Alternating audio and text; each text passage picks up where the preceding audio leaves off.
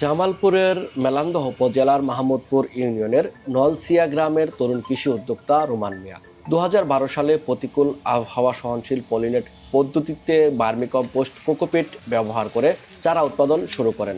চলতি বছরে রোমান মরিচ, টমেটো, বেগুন, রঙিন ফুলকপি, জি9 কলা সহ ১৫ প্রজাতির আগাম শীতকালীন সবজি চারা উৎপাদন করছেন তার নার্সারিতে। কালকে কেটে বানাইলাম। নার্সারিতে শুরু থেকে ছেলেকে কাজে সহযোগিতা করেন বাবা মা।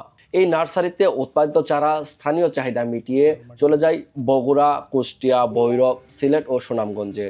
বিভিন্ন ধরনের সবজি চারা বিক্রি করে সব খরচ বাদ দিয়ে রোমান বছরে ২০ থেকে ২৫ লক্ষ টাকা আয় করছেন।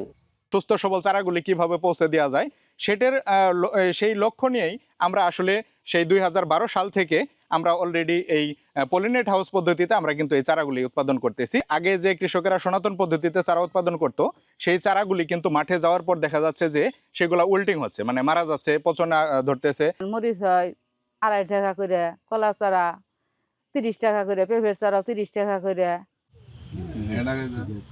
যমুনা নদীর তীরবর্তী চরাঞ্চলে প্রতিনিয়ত আবহাওয়ার প্রতিকূল পরিবেশের সাথে সংগ্রাম করে চাষাবাদ করেন কৃষকরা।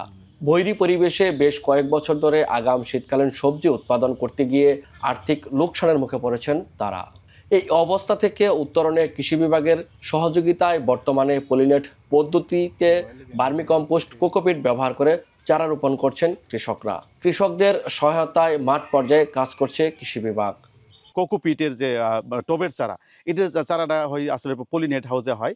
এটা অনেকদিন যে টাইমটা চারা মারা যাওয়ার কথা সেই টাইমটাতে সে পলিনেট হাউসে থাকে, সেখানে পচেও না আবার গরমেও মারা যায় না। সবাই যেন কোকোপিটের চারা ব্যবহার করেন, তাতে দেখা যাবে যে আমাদের গাছের চারার যে গোড়া পচন রোগ এগুলো হবে না, ঢলে পড়া রোগ হবে না, এবং অন্যান্য যে ব্যাকটেরিয়াজনিত রোগ আছে এগুলো হবে না।